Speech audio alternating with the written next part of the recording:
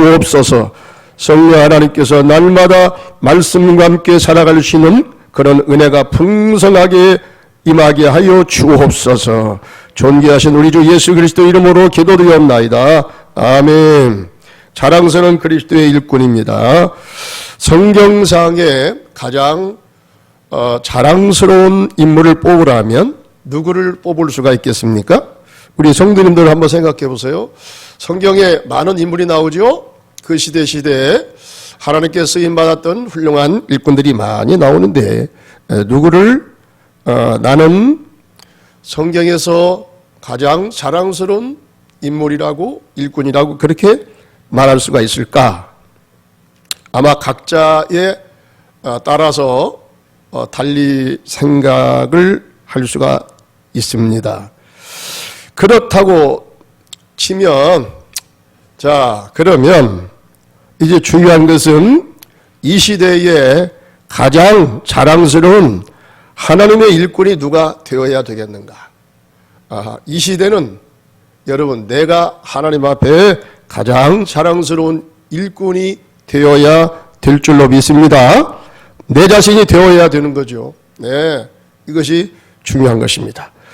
우리는 빌립보 2장 12절부터 18절까지를 통해서 우리가 이와 같은 사람이 되기 위해서 나는 어느 수준까지 이르러야 이와 같이 자랑스러운 그리스도의 일꾼이 될 수 있을까?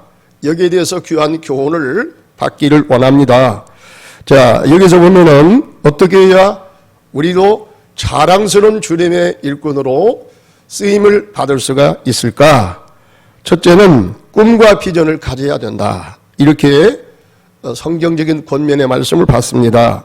빌립보 2장 13절에 보면 너희 안에 가서 행하시는 이는 하나님이시니 자기 기쁘신 뜻을 위하여 너희에게 소원을 두고 행하게 하시나니 이렇게 말씀이 기록됩니다. 어떤 교회에 제가 가봤더니요, 교회 입구에 우리는 꿈을 꾸면 하나님은 역사하신다 이런 현수막이 붙어 있어요. 상당히 우리로 하여금 뭔가 우리 마음속에 생각을 끄집어내는 그런 현수막이 아닌가 생각을 했습니다. 상당히 성경적이라는 그런 생각을 제가 했습니다. 이 세상 사람들은 나름대로 다 꿈을 가지고 살아갑니다. 성경을 보더라도 그 시대에 하나님께 쓰임받았던 사람들 보면 다 꿈쟁이에요. 다 꿈을 꿨던 사람들이라고. 자신에 의해서 시작되었든지 아니면 하나님께서 어떤 일을 하게 하시려고 하나님이 찾아오셨든지 간에 좌우간 꿈을 꾸는 사람들이었어요. 성경에 보면 전부 다 꿈꾸는 사람들입니다. 아브라함도 그렇고 이삭도 그렇고 야곱도 그렇고 요셉도 그렇습니다. 여러분 그 아브라함에게 나타나서 하나님께서 세계화에 대한 꿈을 심으셨죠. 온 세상 사람들이 너와 내 자손을 인하여 복을 받는다. 여기서 복이라는 것은 어떤 이상적인 그런 복이 아니라요. 물론 그것도 포함이 되겠지만 그것보다는 하나님 나라에 대한 비전입니다. 창세기 1장부터 11장까지는 인간의 타락과 창조와 타락의 역사가 반복이 돼요. 하나님께서 실망하시고 인간 지으셨으면 하나님이 실망하시는 가운데 그것으로 끝나는 것이 아니라 이제 하나님의 드디어 역사 속에서 구원의 역사를, 구속의 역사를 하나님께서 시작을 해 가시거든요. 그 하나님의 구속에 있어서 그 시작점이 아브라함을 통해서 시작하는 거예요. 그래서 아브라함을 부르시고 아브라함에게 이 세상 가장 중앙에 있는 팔레스타인으로 그를 인도하사 상수리 나무 아래를 걷고 있을 때 하나님이 또다시 나타나서 뭐라고 말씀하냐면 너가 보이는 이 땅을 너와 내 자손에게 준다고 그랬단 말이에요. 그리고 나는 너의 하나님이 됨이니라. 이렇게 말씀했습니다. 하나님의 주권이 세워지죠. 그 다음에 주권이 세워진 것과 함께 너가 하나님의 백성으로서 지켜야 될 법이 있다. 이 법이 있어요. 이 법을 지키는 자가 되라. 이렇게 말씀을 하십니다. 그리고 하나님의 백성이 나오죠. 아브라함과 그 자손 이스라엘을 가리키는 겁니다. 그 다음에 땅을 준다. 이 나라의 3대 요소가 거기에 들어있습니다. 여기 단순히 땅 부자의 약속이 아니라고 그랬어요. 제가 단순히 땅 부자가 아니에요. 물론 하나님께서 그 복도 주시겠지만 그거보다는 어떤 비전을 갖고 계시냐면 하나님 나라를 세우겠다는 거예요. 역사 가운데 사람들이 하나님을 배신을 때리고 열방으로 흩어지면서 하나님을 예배하지 않고 하나님을 영광 돌리지 않고 자기가 인생의 주인 되어가지고 하나님을 밀어내고 자기가 왕이 되고 자기가 주인 되는 세상으로 바뀌어가니까 하나님이 인류 역사 가운데 하나님의 개입이 시작됐단 말이에요. 그래서 이스라엘을 통해서 신정국가를 세운 거예요. 신정국가. 그래서 하나님이 진정한 천지 창조자시고 하나님이 인간의 구속주가 되시고 그 하나님은 인간들을 통해서 찬양과 경배와 영광을 받으시는 분이라는 것을 하나님께서 사람들로 하여금 깨닫기를 원하시는 것입니다. 그래서 아브라함의 아들 이삭한테 이 아브라함의 약속이 언약이 내려가는데요. 그 이삭도 자기 아버지가 하나님께로부터 받았던 이 약속을 성경에 보니까 똑 받습니다. 그걸 그대로 받아요. 너 보이는 땅을 너와 내 자손에게 준다. 그러니까 너는 이 땅을 떠나지 마라. 너 가나안 땅 저기 애굽으로 내려가지 마라고 하나님께서 나타나서 말씀하셨잖아요. 그 말씀대로 지키니까 그 해에 농사를 지었는데 100배의 수확을 거뒀다고 이렇게 하나님이 말씀하잖아요. 네. 그 다음에 이삭의 아들 야곱도 그래요.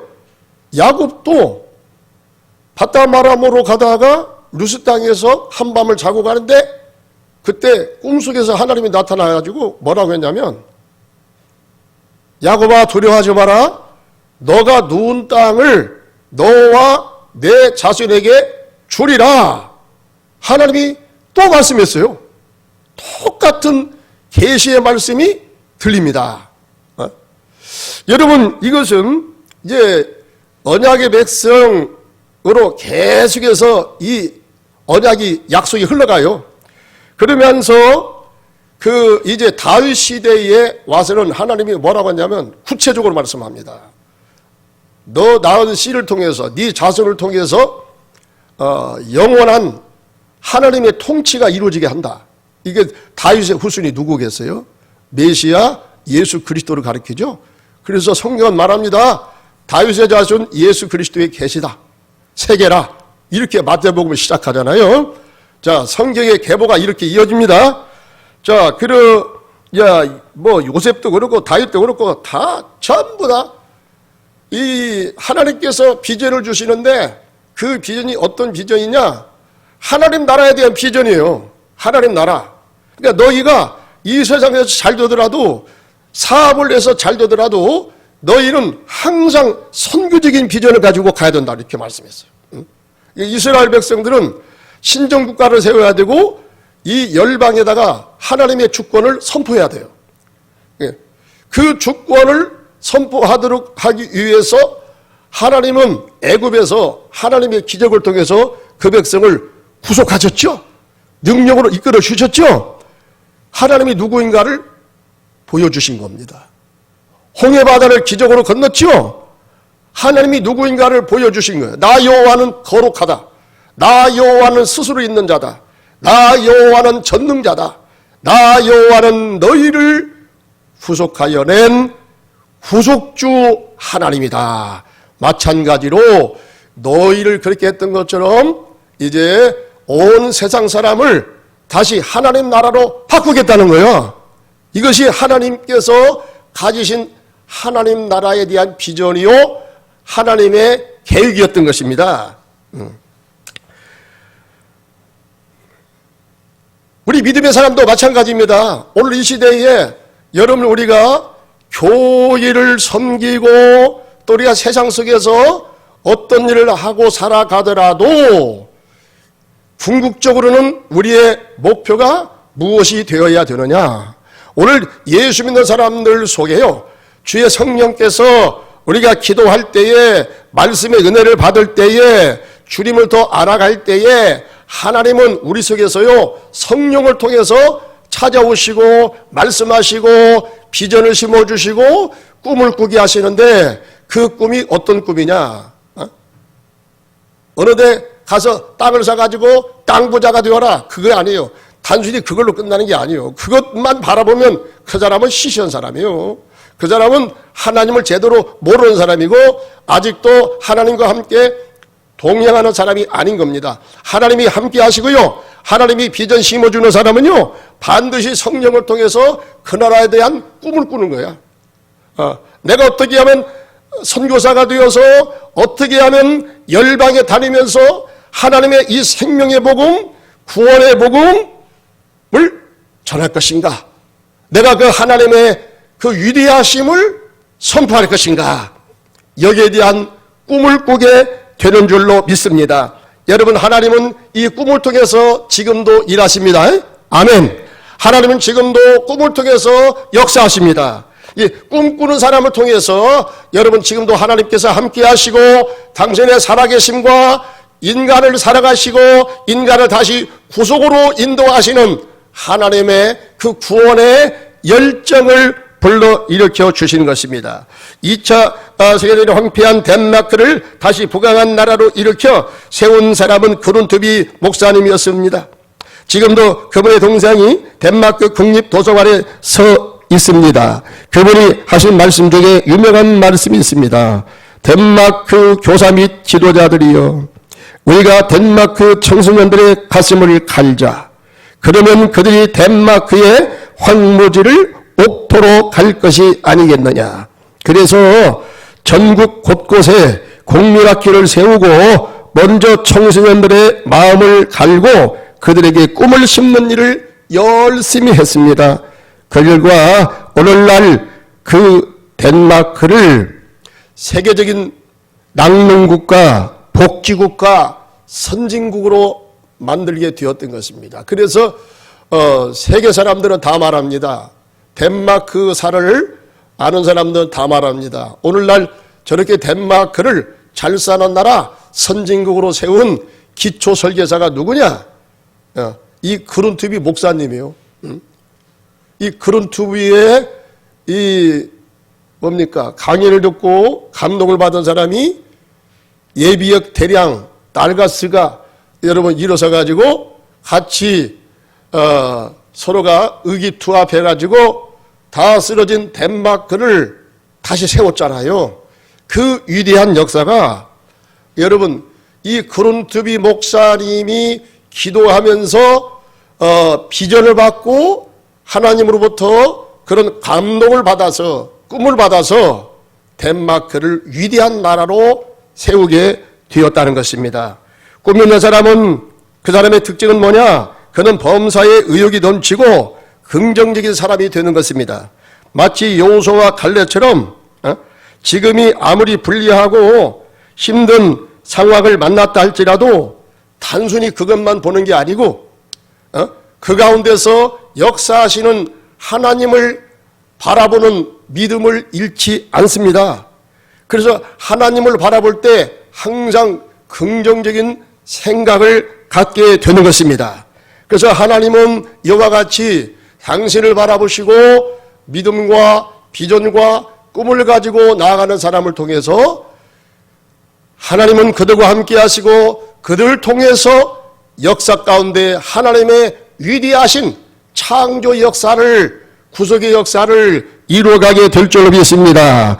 그 다음에는 어떤 일을 해야 되느냐? 성도 간의 긍정의 언어를 잘 사용해야 된다. 오늘 빌립보 2장 14절 보니까 모든 일을 원망과 시비가 없이 하라. 이 반대는 무슨 말이 되겠습니까? 기쁨과 감사하는 말을 하라. 이런 말이 되겠습니다. 여러분, 이 원망이라는 것은요, 모세 시대 때 그 백성들이 모세를 원망하고 그를 괴롭혔을 때 이 단어를 많이 사용했더라고요. 출애굽기 15장 24절에도 보니까 마라에서 마실 물이 없을 때에 모세를 향해서 원망했다, 이런 말이 나옵니다. 원망했다. 그 다음에 출애굽기 16장 2절에도 보니까 신의 광야에 이르렀을 때에 그들이 먹을 것이 변변치 못하여 또다시 불평을, 원망을 쏟아냈다, 이렇게 말을 하고 있습니다. 민수기 16장 41절에 보니까 고라 자손들이 모세와 아론을 시기하여 원망하고 불평을 털어놓았다, 또 이렇게 말을 하고 있습니다. 여러분, 우리가 주님의 일을 할 때에 주로 말로써 피차간에 상처를 주고 받기도 하는 것입니다. 대개 보면 우리가 어떻게 상처를 받습니까? 주로 말로 받잖아요. 말로. 그죠? 내가 말로 주기도 하고 상대방의 말을 통해서 또 내가 상처를 받기도 하는 것입니다. 상처를 주는 말은 대개 어떤 말입니까? 칭찬하는 말이겠습니까? 감사하는 말이겠습니까? 아니겠죠? 어떤 말입니까? 주로 원망이나 시비를 거는 말입니다. 이게 바로 상처를 주는 말의 대표적인 것입니다. 그리스도의 예수의 자랑스러운 일꾼이 되기 위해서는 우리가 원망과 시비가 일어나지 않도록 피차간에 힘을 써야 된다, 이렇게 말씀합니다. 그러기 위해서는 우리가 어떻게 해야 됩니까? 우리 주 예수님의 사랑으로 바라볼 줄 알아야 됩니다. 따라서 합시다. 예수님의 사랑으로 바라보자, 이겁니다. 예수님 사랑으로 바라보면 다 사랑스럽고요, 다 아름답게 보여요. 그러나 우리가 사랑이 식어져 가지고 사랑의 눈으로 바라보지 못한다, 그러면 상대방에게서 주로 무엇이 많이 보이냐면 상대방의 실수가 자꾸 보여요. 상대방의 허물이 자꾸 보이게 되는 것입니다. 그런 일이 반복이 되고 내 자신이 상대방과 같이 지내기가 굉장히 힘들어지고 그를 보는 것조차도 미웃게 보이고 말하는 것조차도 미웃게 보이고 한참 미웃게 보일 때는 걸어가는 폼도 미웃게 보인다는 거예요. 험담을 늘어놓게 되면 결국에 어떻게 됩니까? 그는 틀림없이 그는 주님의 사랑으로 형제를 바라보는 데서 그는 실패한 사람인 것입니다. 이런 사람은 주로 이제 형제의 들보를 보고 티를 보고 허물을 많이 보여지게 되는 것입니다. 그러다 보면 원망이 생기고 미움이 생기고 갈등이 생기고 불평이 이제 끊임없게 되는 것입니다. 이걸 방지하기 위해서 우리가 어떻게 해야 이 문제를 잘 극복할 수가 있느냐? 우리는 형제를 대할 때 십자가를 통해서 형제를 바라보는 훈련을 해야 될 줄로 믿습니다. 내 자신 가지고 안 돼요.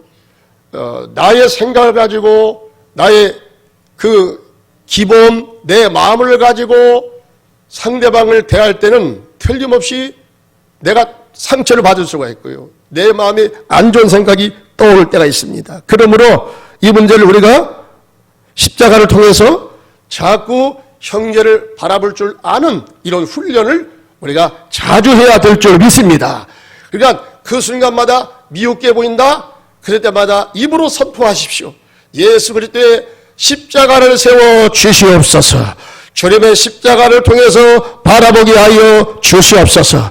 저 꼴보기 싫은 사람을 주님의 십자가로 바라보게 하여 주시옵소서. 이렇게 기도하고 십자가를 순간에 세우시고 그 사람을 바라보게 되면 성령께서 그때마다 그 사람에 대한 긍휼의 마음을 내게 부어 주실 줄로 믿습니다. 그 다음에 어떻게 우리가 원망과 시비가 없이 좋은 말을 많이 해서 핏짝 아래 세워주는 이런 하나님이 기뻐하는 일을 잘 감당할 수 있을까? 이것은 상대방의 은사와 역할을 인정을 해줘야 합니다.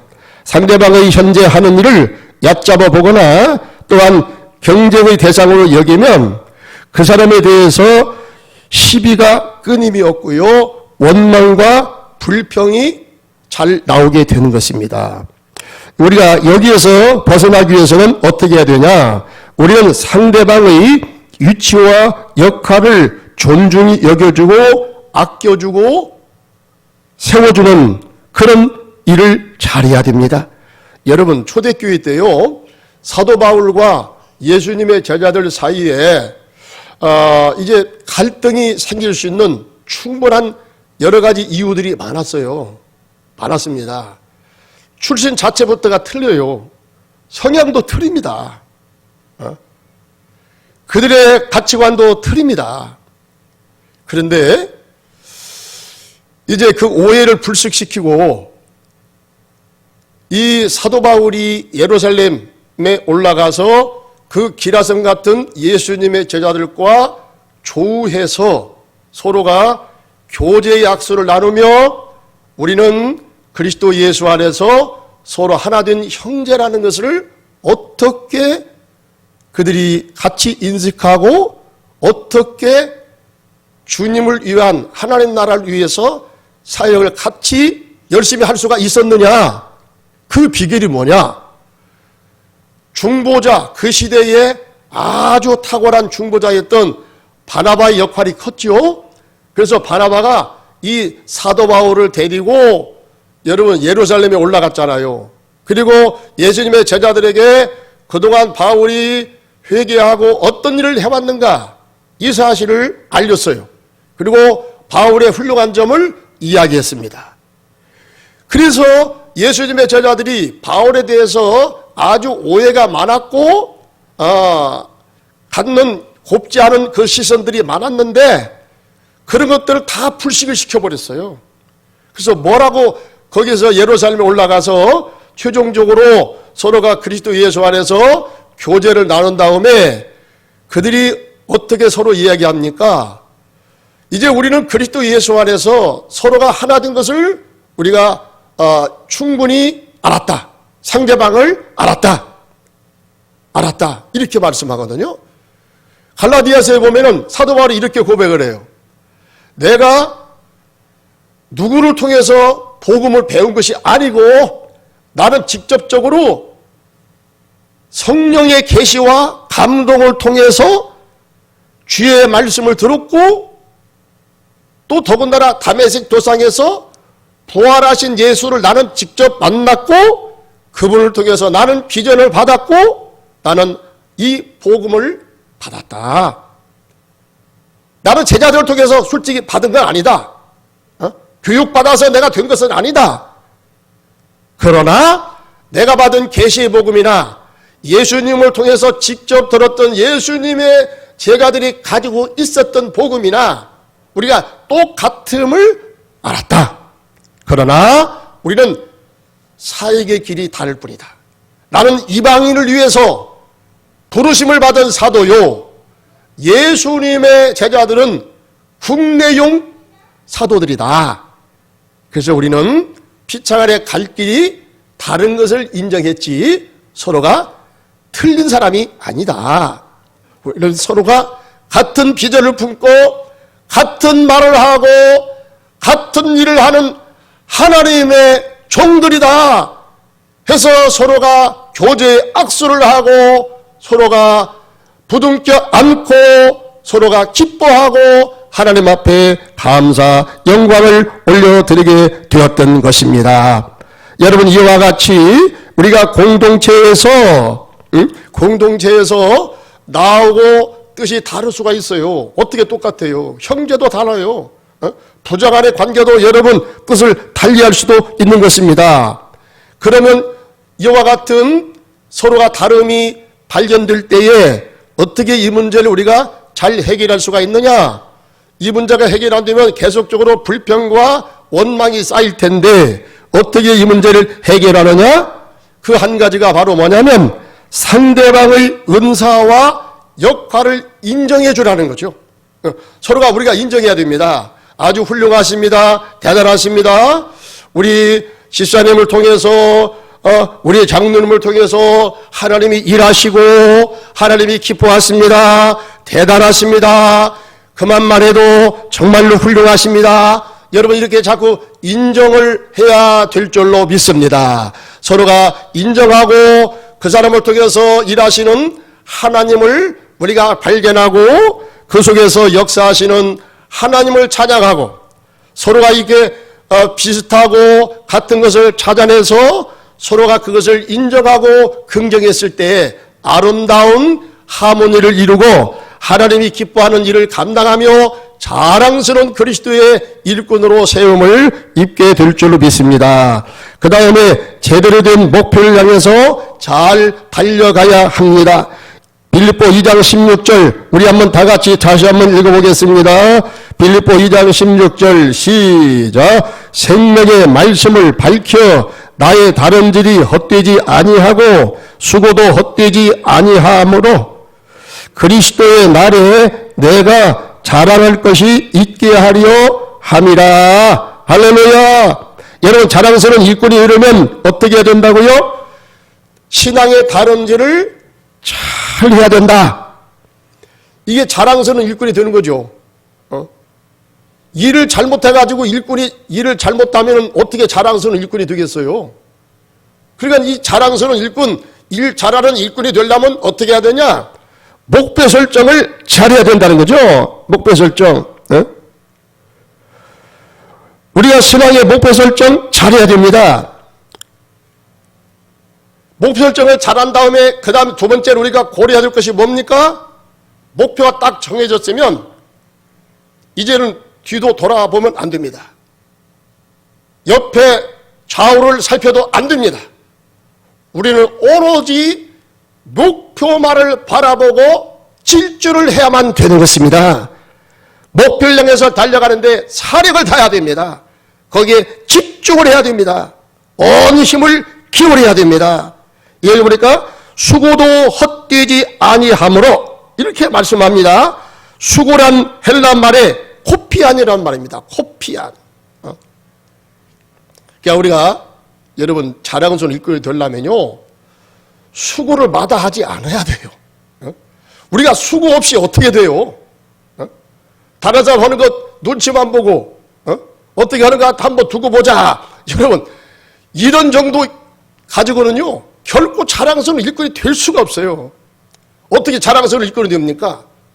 주님이 나를 인하여 기뻐하시고 나로 인하여 주님이 자랑할 만한 그런 그리스도의 일꾼이 되기 위해서는 목표 설정을 잘한 다음에요 그 목표를 향해서 그냥 냈다 열심으로 질주해야 됩니다. 다시는 뒤를 돌아보면 안 돼요. 옆을 쳐다봐도 안 됩니다. 헛문질하면 안 돼요. 그럴 시간적인 여유가 없어요. 아주 앞만 보면서 질주를 해 나가야 됩니다. 그럴 때 얼마만큼의 우리가 수고를 해야 되느냐? 코피 나도록 해야 돼요. 코피 나도록. 그래서 여기 코피 아니라고. 그러니까 이걸 생각하세요. 헬란 말에 코피 아닌데 우리가 주일을 감당할 때 내가 어떠한 열심 가지고 해야 되느냐? 코피가 나도록 해야 되는데 코피가 나면 안 되겠죠? 그러니까 그만큼 코피가 나도록 열심히 일하는데 얼마만큼? 코피가 나오기 전까지. 그러니까 코피가 안 나오는 전까지는 하여튼 간에 코피가 나올 수밖에 없도록 그렇게 열심을 해야 여러분 주님께서 자랑할 만한 그런 일꾼이 될 줄로 믿습니다. 그러기 위해서는 하나님 나라 일꾼이 여러분 이 다음에 우리가 주님 앞에 섰을 때에 참 내가 너를 세우기를 잘했다. 내가 너를 전주 에덴교회 이와 같은 직분자로 세우기를 참 내가 잘했다. 여러분, 이 다음에 우리가 주님 앞에 섰을 때에 그렇게 인정을 받는 자랑스러운 일거리 돼야지. 우리 주님께서 여러분 나를 바라보시고 참 나는 너는 실망스럽다. 나는 너를 괜히 세운 것 같아. 여러분, 이런 소리 들으면 됩니까? 우리가 실컷 일해놓고 내가 주님 앞에 섰을 때에 너는 나의 기쁨이 아니야. 너는 일한다는 것이 맨날 불평과 원망과 그런 걸로 가득 찼지. 네가 언제 기쁨으로 내 일에 충성했던 적이 있었느냐? 여러분, 주님께서 이와 같은 말씀을 하실 때 우리가 얼마나 부끄러움을 느끼겠습니까? 사랑하는 성도는 여러분, 이단 우리가 주님 앞에 섰을 때 잘했다 칭찬받고 주님께로부터 너는 나의 자랑스러운 일꾼이 되었다 라고 인정을 받는 그런 성도들이 다 되시기를 바랍니다. 그러면 이제 마지막으로 희생감수를 기뻐해야 된다. 2장 17절에 보니까 빌립보 2장 17절에 그렇게 말씀이 기록됩니다. 우리 한번 다 같이 다시 한번 읽어봅니다. 시작. 만일 너희 믿음의 재물과 섬김 위에 내가 나를 전제로 드릴지라도 나는 기뻐하고 너희 무리와 함께 기뻐하리니. 할렐루야. 할렐루야. 하나님 말씀을 선포할 때 항상 아멘으로 하니까 아멘으로 받아. 전제란 무엇이냐? 제사를 드리고 최종 마무리로 전제를 부음으로써 최종 제사가 완성되었음을 알리는 그런 신호로서 제사의 가장 마지막에 전제를 붓고 제사를 다 끝마칩니다. 이때 붓는 게 바로 전제예요, 전제. 자, 사도 바울이 자랑스러운 그리스도의 일꾼이 된 것은 자기는 성도들이 영적으로 잘 되는 것을 위해서 자신의 몸을 전제로 드린다 할지라도 오히려 기뻐하고 기뻐하겠다. 이런 지금 선언을 하는 것입니다. 이런 다짐을 하는 것입니다. 한마디로 희생적인 삶을 각오하겠다는 거죠. 희생의 삶을 각오하겠다는 겁니다. 나는 일을 하다가 몸이 파스러지는 날이 있다 할지라도 나는 결코 후회하지 않겠습니다. 나는 결코 뒤도 돌아서지 않겠습니다. 나는 끝까지 일을 잘 감당하겠습니다. 내 인생은 녹슬어서 패기쳐보드는 데는 그런 인생이 아니라 쓰다가 달아서 열심히 일을 하다가 쓰다서 달아서 패기쳐본다는 그런 인생이 되고 싶습니다. 어떤 목사님이 그런 말을 했어요. 얼마나 멋있는 말입니까? 네. 그냥 이럭저럭 그렇게 살다가 용도 패기쳐본다는 그런 인생이 되고 싶지 않다는 거예요. 하여튼 나를 보내신 아버지의 뜻을 따라서 내 몸이 망가지는 날이 있다 할지라도 내가 주님 앞에 귀하게 쓰임받고 달아지는 그런 인생으로 내 인생을 끝마치고 싶다. 바로 이것이 내가 성도를 위하여 나의 인생이 전제로 부어지기를 원합니다. 이런 다짐을 했던 사도 바울의 고백과도 통하는 것입니다. 하와이 몰로카에서 나환자들이 수용되는 그 있는 곳에 수용되어 있는 곳에 다니엘 선교사가 자원해서 들어갑니다. 그런 곳에서 10년을 사역한 다음에 뚜렷한 선교 증거가 나타나지 않자 그런 하나님께 이런 기도를 드립니다. 주님, 제가 납병 환자가 되어 진정한 저들의 친구가 되어 주십시오.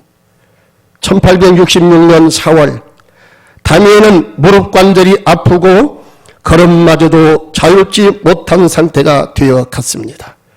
병세가 악화되어 다니엘 이 자신도 자기의 추호가 서서히 가까워 오고 있음을 그가 느꼈습니다. 그런 급한 모든 사물을 다 정리한 다음에 인생의 마무리를 이제 다 하고서 그런 조용히 침상에 누워서 다음과 같이 그의 일기장에 이렇게 기록합니다. 모든 것을 전부 다 바친 나는 참으로 행복합니다. 지금은 완전히 가난한 그대로 이제 죽고자 합니다. 이것은 나의 행복이다. 그의 일기장에 마지막으로 이 일기를 쓰고 그가 하나님 나라에 갔습니다. 우리가 주님을 위해 희생을 각오하는 일꾼이 되려면 주님의 십자가 지심을 본받아야 될 줄로 믿습니다. 에베소 5장 1절 2절에 보니까 그러므로 사랑을 받는 자녀같이 너희는 하나님을 본받는 자가 되고 그리스도께서 너희를 사랑하신 것 같이 너희도 사랑 가운데서 행하라. 그는 우리를 위하여 자신을 버리사 향기로운 제물과 희생제물로 하나님께 드리셨느니라. 아멘.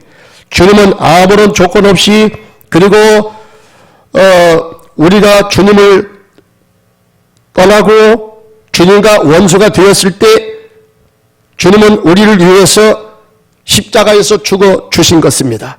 그러므로 나를 살리신 것입니다. 우리는 이러한 주님을 본받고 주님을 따라간다면 우리 안에서 주님의 희생의 모습이 나타나게 될 줄로 믿습니다.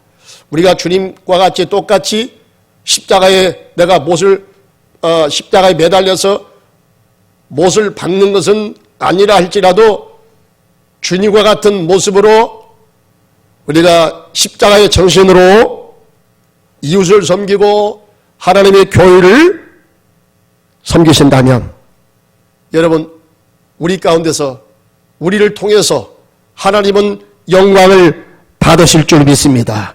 나로 인하여 하나님의 영광이 드러나게 될 줄로 믿습니다. 이런 자가 됨으로써 우리는 비로소 그리스도의 자랑스러운 일꾼으로 세움을 입게 될 줄로 믿습니다. 기도드리겠습니다.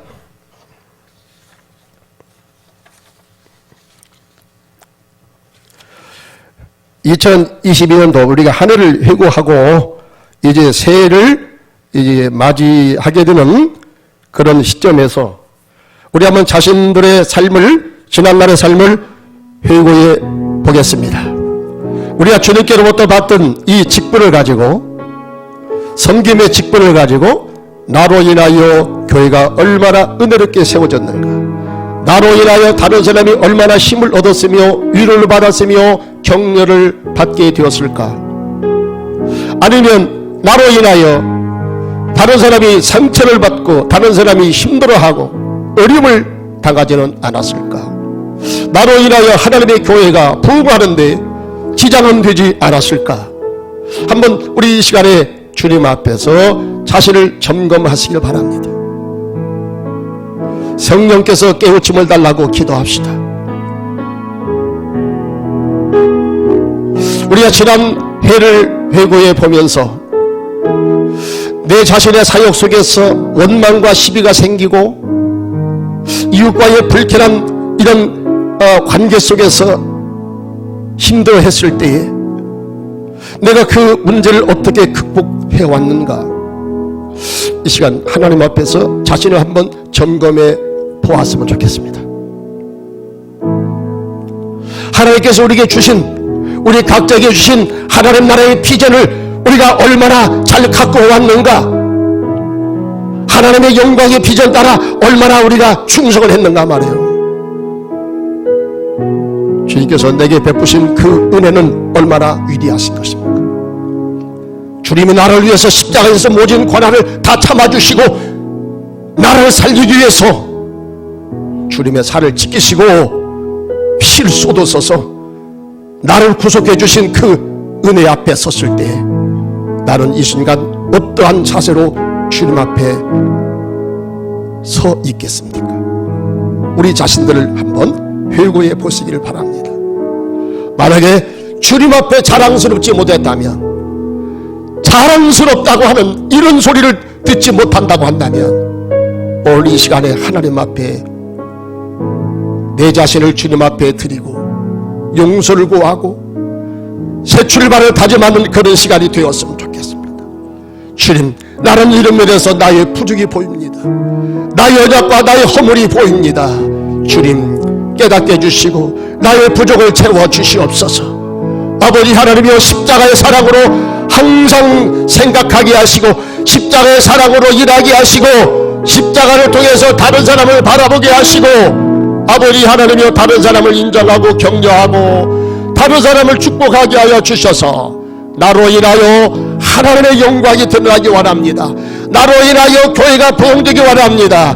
나로 인하여 다른 사람이 살맛이 나기를 바랍니다. 나로 인하여 우리 가정이 은혜롭게 행복한 가정으로 세워지게 하여 주시옵소서. 우리 시간 다같이 주여 부르고 1분 동안 기도합시다.